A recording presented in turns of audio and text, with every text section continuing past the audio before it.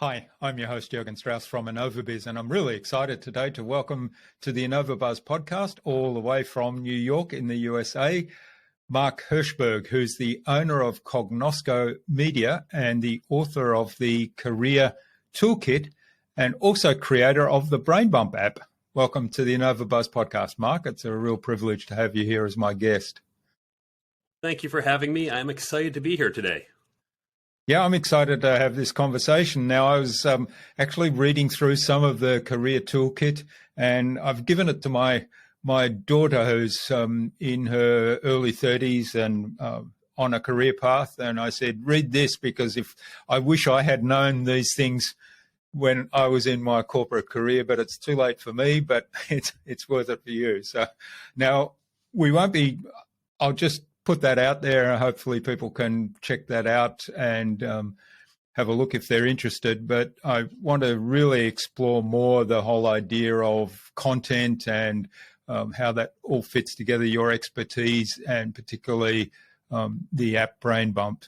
So before we do all of that and explore all of that, Mark, what's the impact you're making in the world today? I'm doing so on a couple different fronts. I have a startup in the cybersecurity space, which is part of my roots. I teach at MIT and, of course, teach elsewhere and have the book to try and help people like your daughter with their professional efficacy. And now also, hopefully with the Brain Bump app, we can help people use content more effectively, both content creators and consumers. And actually, I'll throw in one other. I'm on the board of Plant a Million Corals. We're trying to repopulate all the corals in the oceans of the world to help our environment. So hopefully one or more of those will have a positive impact. Excellent. Well, there's a lot there, and the coral one is something that we could probably do a whole podcast on as well, given that we're living in a continent where, well, one of the biggest natural coral reefs is just off our northeastern shores, and it is suffering pretty badly under changing climate conditions, and so repopulating that is I think a really worthy cause and probably needed.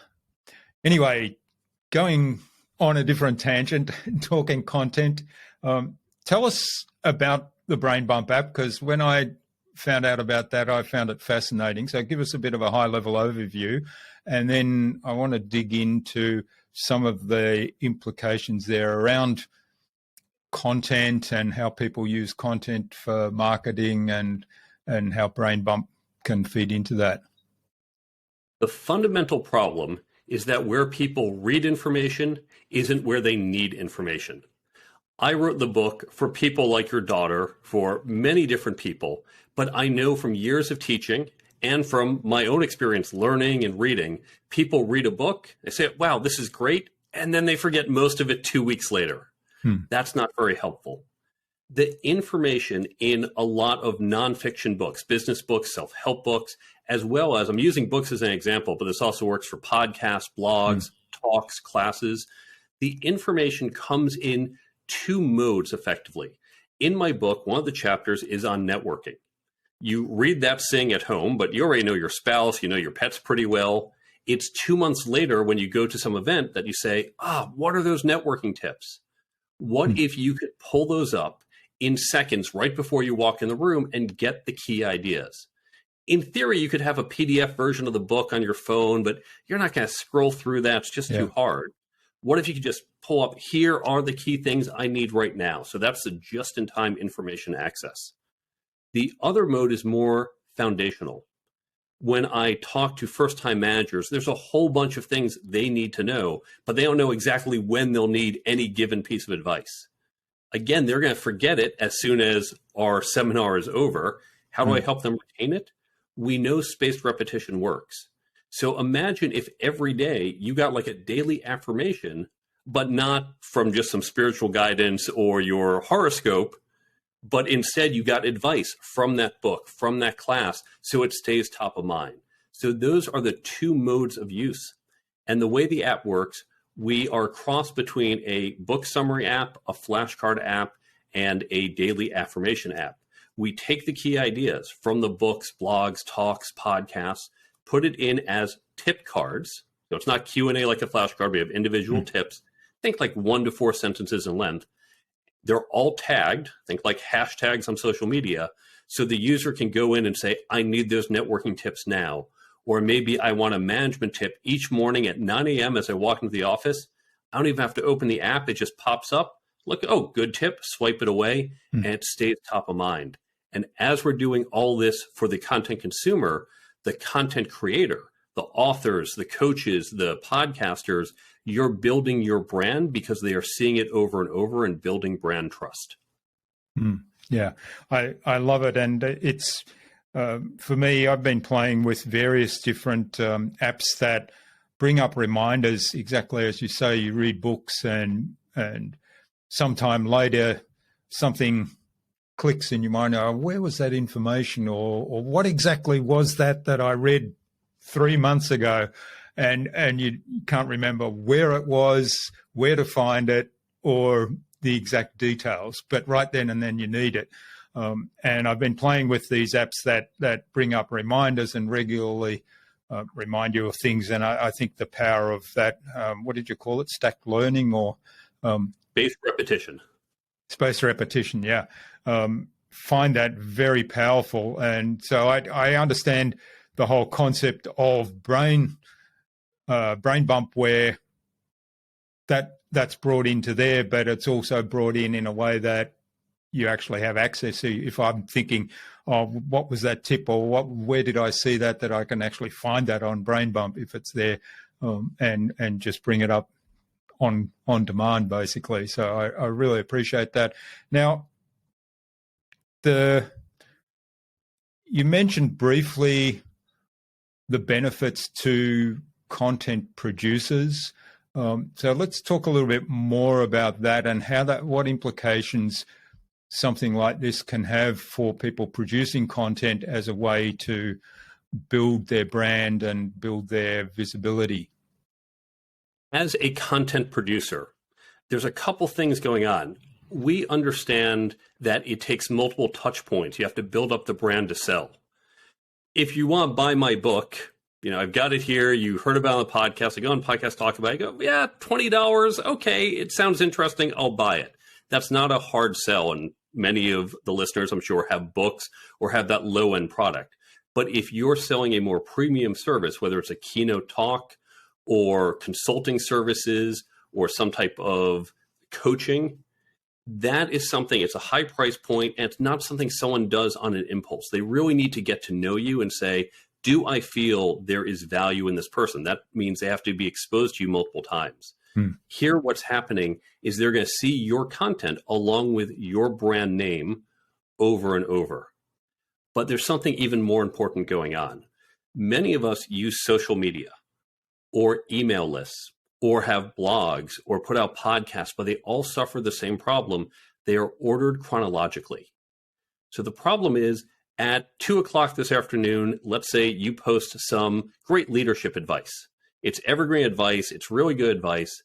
Half your audience, they're not on social media that day, or their inbox is full. They don't see your email. It just gets deleted. Even the ones who see it might say, yeah, fine, that's great advice, but I'm busy. I've got to hire staff, or I need to close more customers. Leadership is not my issue right now. And so as content creators, we just throw it out, throw it against the wall, see what sticks. Yeah. That's not an efficient way to do it. Instead of going from this push media, if we can move to pull media, that the content consumer, you have great leadership advice today, who cares? Not relevant to me. But 6 months from now, when I need that advice on leadership or whatever the topic is, now I want to pull it to me. Now it's relevant. And so the way Brain Bump works is either you get that just in time. I'm going to go look for tips, tagged leadership, and pull it because that's on my mind right now. Or I say, hey, 9 a.m. each morning, that's as I walk into the office, I'm thinking about management. Or now I have a marketing project, so I'm going to think marketing. 9 a.m. as I get into office mode, that's when I'm ready to receive that information. So I'll get that daily push. So what's happening is we're moving from this creator-based push to a consumer-based pull. So the content is always relevant, and that makes it more valuable. The other thing that happens, those tips are all linked back. So this podcast we're doing, hopefully there's some great advice. I know there's great advice on your previous shows. Again, someone might say, yeah, that show came out last week, not relevant to me. But 2 years from now, they're going to get a tip from last week's show. And they're going to say, oh, that's great advice. I want to learn more. So they're going to click through and go to that podcast episode. So we drive people to your back catalog because that is relevant to them at the moment. We take the chronology out of it. So your evergreen content is always there for whoever needs it at that moment. Yeah, it really changes the game, I think, for evergreen content. And a lot of people I speak with raise exactly what you've said there in the issue with social media, promoting content or writing a blog, promoting it on social media, in that, well, unless somebody's actually checking that social media on that day, they miss it. And so why do I go to all the trouble of producing that right then and there? And part of what's happened in the past is this repetition, then reposting it again and again. And of course, that you've got to be really careful there, because sometimes you're treading over the line there of what's allowed on the social media platforms, or you have to go to advertising to do it, which is okay in some circumstances, but again, it's push, and it is. Yeah, if it's not relevant for me right now, I'm just going to say that that's annoying, that advertising, right? If we think about sales and marketing, you can sit there and cold call customers all day long, and it's odds of success are pretty slim. You're smiling and dialing, you're annoying them, you feel like you're wasting your time. Wouldn't it be great if your customers can call you and say, hey, today I was thinking I have this problem and you can help me solve it? We call those leads. We love that. In fact, there's forms of content marketing where we do that. You might put out your free giveaway. You might put out, here's my 99 tips for how to make an effective website. And of course, when they download it, you get their email because you're a website design shop. You've now basically taken the process and switched from, I'm just going to cold call and hope I land somewhere with someone, to I'm going to let people self-identify their interest. The same thing happens here. Instead of just, well, I'm going to blast every day on social media or annoy people with these weekly emails, I'm going to let my customer base self-identify when they say, wow, I need this information now. Isn't it great? You gave me just what I wanted when I wanted it. I love your content. I love your brand. And they'll get in touch with you when they're ready. Yeah. Yeah. It's, turning it on its head, really, isn't it? Now, given what you've talked about with Brain Bump and this whole push, I think there's a push to more consumer or customer-driven pull as a way to generate leads rather than the other way around. How do you see the future of content, the future of books for book publishers and blogs and podcasts, which is a particular interest to me, obviously? How do you see that playing out? I think there's going to be a transformation. Brain Bump is the first of a number of things that are going to change how we engage with media. And before I get into specifics, let's just think about TV. When you and I were growing up, your TV show came on at 8 o'clock on Tuesday night. You said, hey, I got to get home because I don't want to miss the episode. I have to wait till the summer. Nowadays, you watch whatever, whenever. In fact, I'm watching a TV show right now that came out 20 years ago. It had been on my list for a while. Just wasn't the right time for 20 years. Now it is. And I can binge it. I can watch all weekend long. I can watch one show a night, however I want to do it. We've changed how I get to consume from what the broadcast station wanted to what's relevant for me. And so we're going to see that media itself, really the book itself, is going to move beyond the page. Because the book, it's really just an encasing of knowledge. And all these channels you mentioned, the podcasts, the blogs, the books, the talks, it's all about knowledge transfer.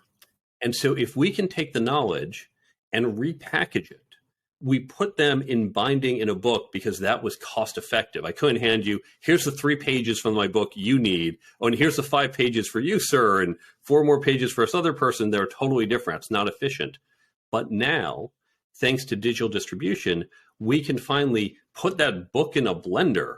We can chop it up. We can take our information and put it in smaller units that can now be more accessible.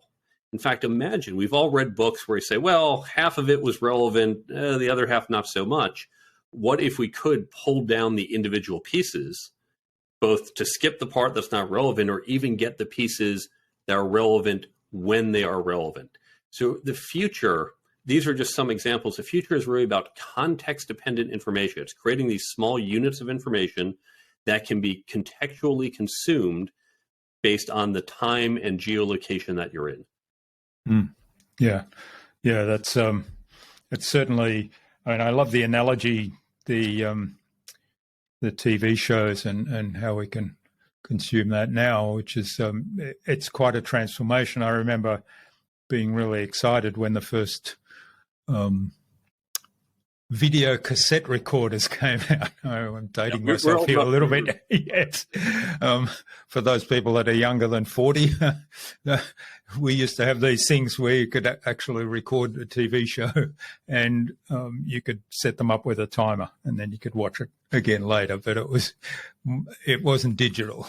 So these days it's obviously much better. And the whole idea of on-demand content, I think, is really the future, and it does present a challenge, though, doesn't it, for creators to know what do I produce when, and also changing the mindset to I'm going to invest a lot of my time right now to produce this bit of information, this bit of content that has value for this sort of person, and you've got to be really clear about that.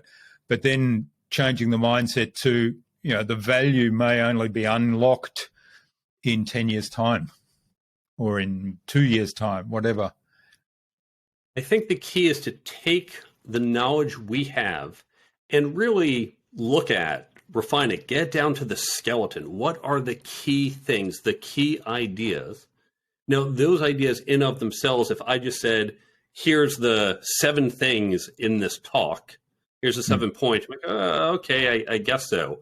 Certainly what we put around the skeleton, the stories, the context of those, how we present it, can make an impact with our audiences. And so it does matter, but getting down to, okay, here are the 7 key points. With each point, what's the context? What's the story or example I give with it? How do I describe it? How do I set it up? And you can put that into your talk, into your blog post, into your book, into your podcast, into all these mediums, because people might prefer to consume it one way or another. But if you know these are the 7 points, then you take it not, I have a talk, I have 7 points. And maybe here's a talk that has 3 of them. Here's a talk that has a different 2. Here's how I convey it. Here are maybe the subpoints that go with it. And you allow people to access those points in different ways because someone might want these 3 and someone else wants those 2. And you might not be around to give all those customizations, but technology lets people choose their own adventure through your knowledge and pick the path that's right for them. Yeah, I love that. Choose your own adventure. I'm a big fan of content repurposing, but the way you've outlined it there is really powerful. It's taking something that essentially you've already produced, be that a talk, a presentation, or books. I often talk to book authors and say, well, you've written this book and you've spent countless hours on pulling together, editing, writing, and compiling this knowledge that you've now put together into the book. Wouldn't it be wonderful if you could take that same information without extra work, essentially, and repurpose it into other formats like video, like a podcast, like a series of blogs? And most book authors do speaking with their books as part of promoting the book. But beyond that, they don't really think of some of the other platforms. The key thing I'll emphasize for all the content creators out there is about chopping it up. Because if you take your book and you do an audio book or you do a video book, it's still a book. It's still this very large set of information, which just some people might like to hear it versus read it versus watch it. But when you break it up into smaller pieces, whether it is in text form or audio clips or video clips, suddenly it's more accessible. I do know certainly some of the video book platforms, they do almost micro chapters. They do sections down to here's 5 minutes, or you can have an index.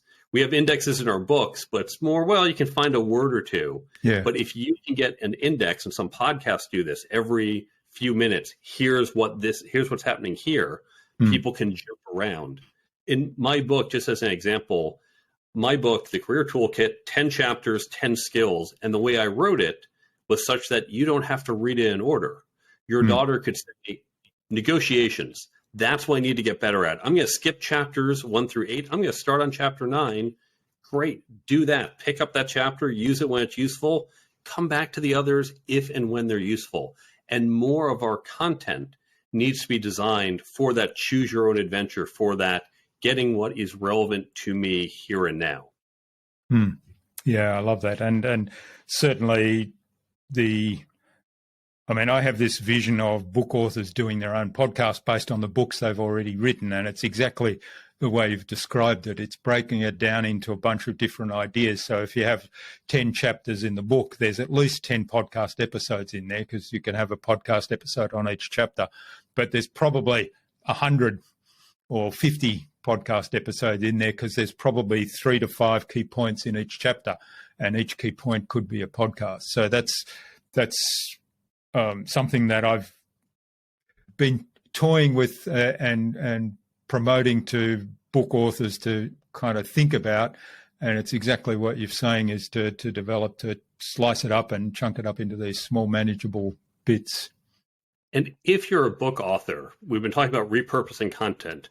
First, as a book author, you probably have tens of thousands of words on the cutting room floor, whatever the equivalent is for books. I have a whole bunch of stuff that, well, this was great, but it didn't really fit into the book. Exactly. That can get a blog post. When I go on podcasts and I get asked a question, I think, ooh, that's a really good question. That becomes a blog post for me. I take that question, I'll answer it on the spot, and then I'll expand that answer, and now I get a 1,000-word blog post. My blog post, of course, if I just read it into a microphone, well, now I have a podcast episode. Take a 2,000-word, 1,000-word podcast or blog post. That's a couple-minute podcast. So you can keep repurposing it. Of course, the blog post or the podcast, you can pull out clips. So now if you took your blog post, turned into a podcast, you can chunk that out to get some audio clips. Now you've got 3 social media posts, all from going on a podcast and getting one question, or taking some stuff that didn't make it into the book and turning it into a blog post. You can keep repurposing this content to really get a lot more reach and a lot more bang for your buck. Yeah. Great advice, great suggestions. Now, here's something a little bit out of left field. I hope I'm not catching you off guard here. ChatGPT. And I've been playing with this a little bit more. And it's quite controversial in some sectors, but at the same time, I see it as a huge opportunity and hugely powerful if it's handled correctly and if it's done ethically. How do you see a tool like that fitting into this whole space of content creation and content repurposing in the way that we've talked about? Let me just set some context, because your audience might not know my full background. I've got a couple degrees in computer science from MIT. I work primarily as a CTO, a Chief Technology Officer. I have friends who work at ChatGPT. Okay. I've been in this space. This is kind of my home. I will first say that new technologies like this, I am generally a believer in them. We talked about in the 1950s how calculators are going to just turn everyone into idiots. They won't know how to do math. But when done right, we can actually use it to supplement what we're doing. I think ChatGPT has that capability. Now, it's also possible you can go through life I know people say, I don't know how to calculate a tip. I just use the calculator. Like, how can you not just do simple math calculating a tip? So it can become too much of a crush. It can be misused. I'd say when it comes to ChatGPT, it is overall a useful tool. Two things to consider. First, watch out for bias. With all artificial intelligence, we take information and put into the system to get information out. And this leads to biases in the real world creeping in. A classic example is for sentencing recommendations in the US. Say, well, let's just take all the data and we'll have the software make the recommendation because that's going to remove bias. We're not going to have racial bias in judging. Well, it turns out we had racial bias in the sentences handed down, and that's reflected in the decisions the AI makes because it says, oh, these people should get higher sentences based on their race. Now, race itself might not be a factor, but it finds correlative factors like the zip code, the hometown or location, or other factors that tend to correlate to it. So we have to be very careful using any AI tool, including ChatGPT, to watch out for any bias it may have. The other thing, of course, is the intellectual integrity of ChatGPT. Write this for me. A good compromise. I learned this from a friend of mine. I learned this from Jill Schepelbein, had a great idea. She said, ask ChatGPT for questions. If you have a topic you're an expert in, go ask it, what are some of the questions people have in this field? Go, okay, great. There's some questions. That's going to be my blog post. That's going to be my podcast topic. That's totally ethical. You're not taking anyone else's intellectual property. You're using it for guidance the same way you might use a search engine to say, what are the top 5 questions in this field? Yep. So that's a way I'd encourage you to use it. Yeah, that's great advice. And certainly, the simple, I mean, a lot of the discussion is around who owns the content. And if I, let's say I go in there and I say, well, write me a blog post about running a podcast. Obviously, that's going to draw on information that's there, and it's probably a lot of it plagiarized. And even though I can get it to refine and refine and refine until it's sort of quite distant from the original text, it's still kind of plagiarized.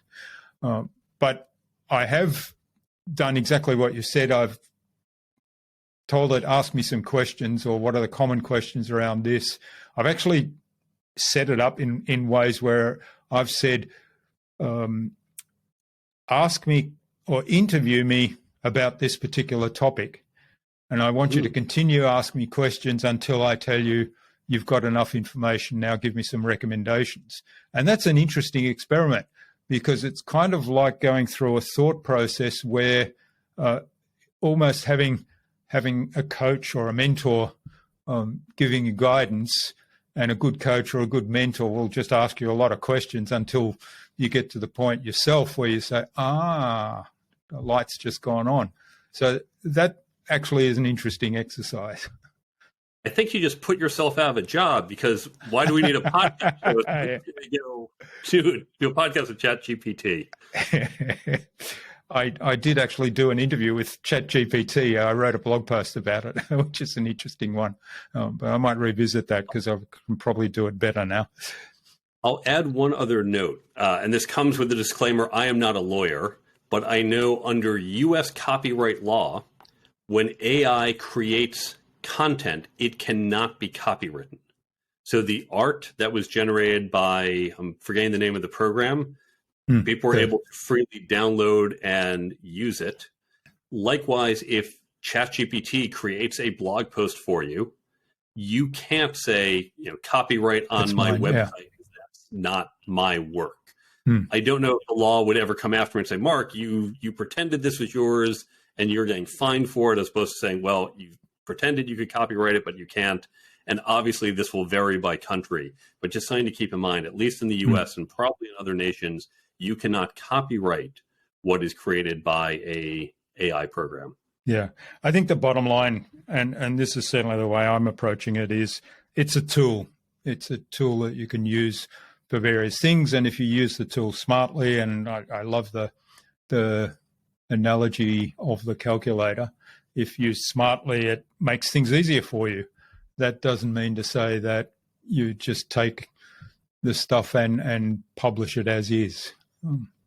Where it's going to get fuzzy, if you think today about our tools, already I have Microsoft Word will certainly fix my spelling.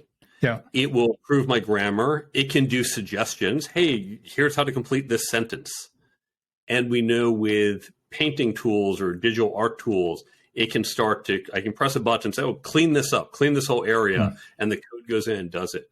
And the line between what is artificial intelligence and what isn't, it's not really clear. I think back to my artificial intelligence class as an undergrad at MIT, and you could argue a handful of lines of code, far less complex than things that software does today on our phones and our word processing, could qualify as AI. So at what point do we say, well, Microsoft edited this for me, but it's mine and I should be able to copyright it, versus it generated it for me?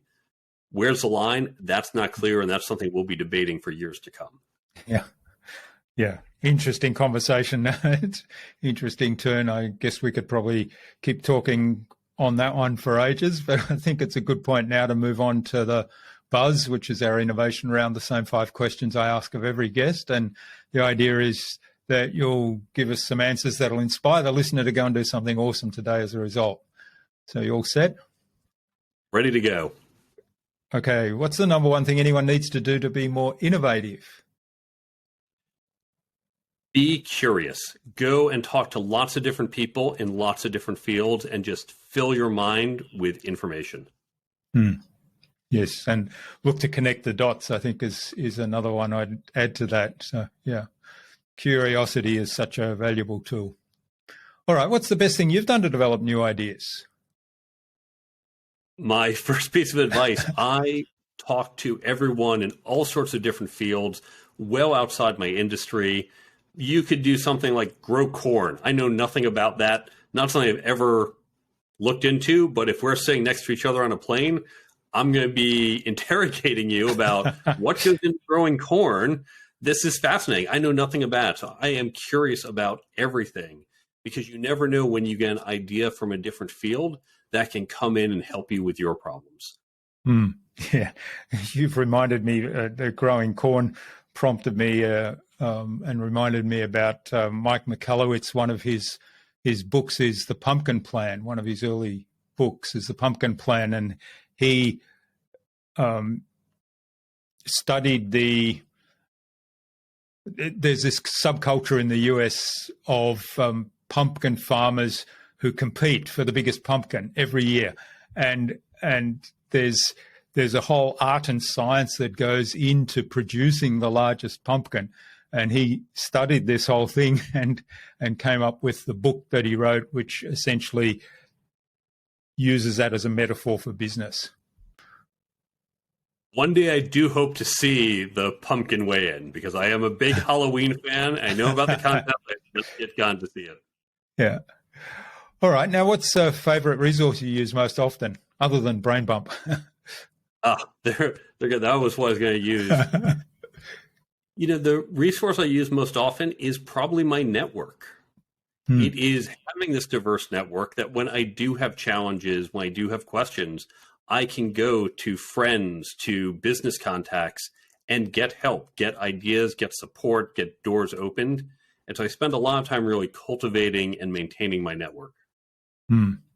Yes, it's good when you can invest in relationships to the point that you then feel comfortable, first of all, going and speaking to those people when you need information or need help in some ways, and also you know that they're going to be there for you.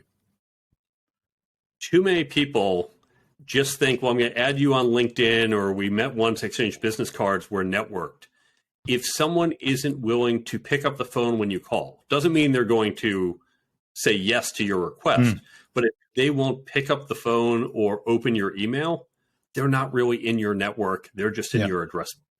Yeah, Yes, that's a really important point. And the way to go from the address book to, or promote someone from the address book to in your network, is to add value to, and to invest in that relationship. Absolutely. Excellent. All right. What's the best way to keep a client on track? I spend a lot of times going into companies, getting them back on track. So I do better, I guess, when it's nicer when I keep them on track. I tend to get called in a lot more when they've gone off track. But really, it comes down to setting clear goals, because all too often CEOs, they are like the dog that sees a squirrel, and they get caught up in headline risk or in other things, other priorities that come up. And by setting clear goals or priorities, there's a couple different ways to do it, but by having that North Star, you can keep them coming back. It's okay to deviate a little, to make some detours or pivots, because we know the course is never straight. But without that North Star, it's easy to get lost. Yeah. So set clear goals and really keep them in mind, keep them visible. Wonderful. Absolutely. All right. And last question of the buzz round. What's the number one thing anyone can do to differentiate themselves? Add direct value yourself. And I'll give you an example. As a CTO, I get called multiple times a day. I have vendors multiple times a day trying to sell me their product, trying to get me on the phone to talk. Recruiters especially are always trying to say, oh, we've got candidates or offshore folks. And they all show up and they all say the same thing. And certainly I get they might not be able to say something that different. If you've got an offshore development firm, your value proposition is the same as literally 100 other, really 1,000 other offshore development firms. That's fine. But if you just show up and say, hey, we're like everyone else. Oh, but we want to be your partner. Well, yeah, everyone else says that. But if you show up and add value, if you say, hey, Mark, listen, we're an offshore development firm, but I want to send you some information on here are trends in offshore development. We've done a survey. Here's what prices have done in the last year. Here's what's gone up, what's gone down. By the way, if you're ever looking for one, we're happy to talk. But saying here is value for you instead of just, hi, look at me, take some of your time and pay attention to what I have to say so I can close a sale. Yeah. That's where everyone does wrong. If you show up saying, let me help you, and you know where to find me, put my little pitch on the bottom when you're ready, it's a much better way to start the relationship, and you will definitely stand out. Yeah, that's right. Unfortunately, you'll stand out. Unfortunately, it's that easy. But the good news is for those of us willing to do that, it is that easy to stand out. All right. Well, thanks, Mark. This has been fabulous. Now, where can people find out more about you, about the work you do? Where can they get a hold of the Brain Bump app and maybe even get in touch with you and say thanks for what you've shared today? I'll give you two websites. The Brain Bump app you can find at brainbumpapp.com. The app is free on Android and iPhone. Easiest way to get, go to brainbumpapp.com. We have links. So if you're on your phone, if you do on your website, we have QR codes you can snap with your phone. So you can learn more about the free app, how it works. At the bottom of that page, there's a link for content creators who want to get their content on the app. It's 30 seconds to fill out the form. Just give me your website, your email, a little about yourself. I'll get in touch with you or someone on my team will, and we can talk about getting your content on the Brain Bump app. So that's all at brainbumpapp.com. If you're interested in more of the kind of theory behind it, we talked not just about the Brain Bump app, but future of content.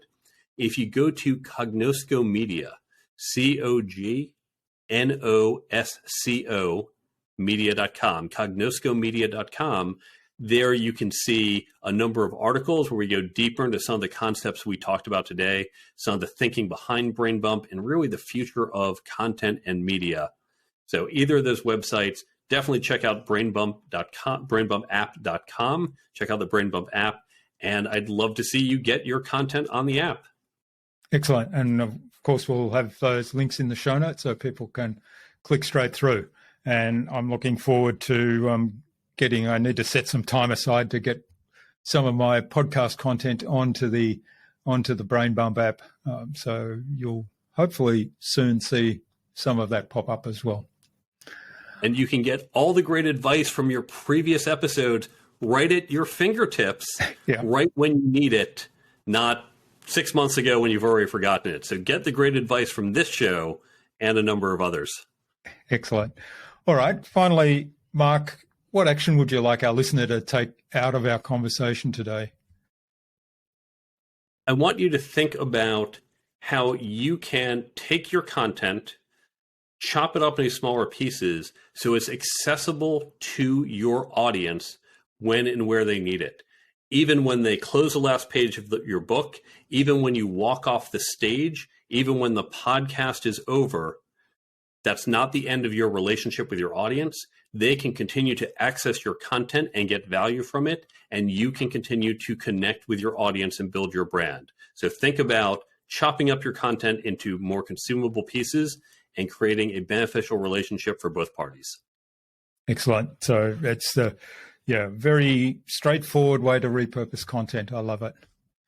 All right. Well, thanks so much for sharing your time and your insight so generously with us today, Mark. I've really enjoyed the conversation. It's been fascinating digging into the future of media and how we can repurpose content in a meaningful way that actually engages our audience and draws them in and gives them the information they need when they need it, rather than pushing it on them when we want to make a sale.